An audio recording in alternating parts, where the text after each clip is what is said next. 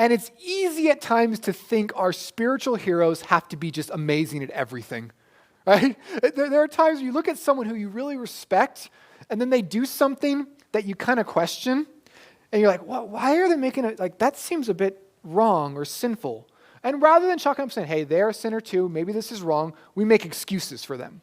We say, oh no, it must be okay for them to do this because they're just such a godly person.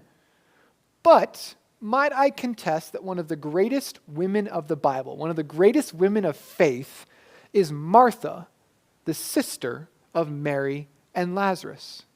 You know how Lazarus dies. He's famous for it, his resurrection from Jesus. And in John 11, we read about how Jesus delayed going and let Lazarus die because he loved him. Martha comes running up to him in the street when Jesus arrives, and she says in John 11:21 and 22, Martha said to Jesus, Lord, if you had been here, my brother would not have died. Even now I know that whatever you ask of God, God will give you. That is not a statement of complaint. That is a statement of utter faith. She's saying, he would not have died, and you know what? You could still help Jesus. Like, dead is dead. And not only that, she had amazing theology because Jesus says he's going to be resurrected. And her response is John 11:24, I know he will rise again in the resurrection on the last day. Her eschatology is down pat. She is a woman of faith. She is a woman of understanding. She knows the truth. And so it's a bit shocking when we compare that Martha with the Martha we read in Luke 10.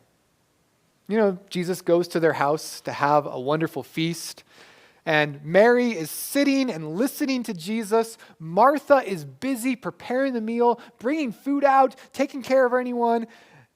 And Luke 10, verse 40, God says Martha was distracted with all her preparations. And so she comes up to Jesus and says, Lord, do you not care that my sister has left me to do all the serving? Tell her to help me. Not only does she complain to Jesus and question Jesus' caring, she commands Jesus. Again, great theology, great woman of faith, really bad moment. Jesus turns to her and says, Martha, Martha. And if you look through your Bible and you see when Jesus repeats a name, like Peter, Peter, Satan has requested to sift you. Or Saul, Saul, why are you persecuting me? That is not a, oh, hey, it's okay. No, a rebuke is coming. Jesus rebukes her gently, but strongly. As we have to see, the heroes in the Bible are like us. They have clay feet, to use the phrase. They're not superheroes. They're not superhuman. They are sinners like us, and they have their great moments, and they have their bad ones. They have people who God allows to go on in their sin in the long time and then saves them.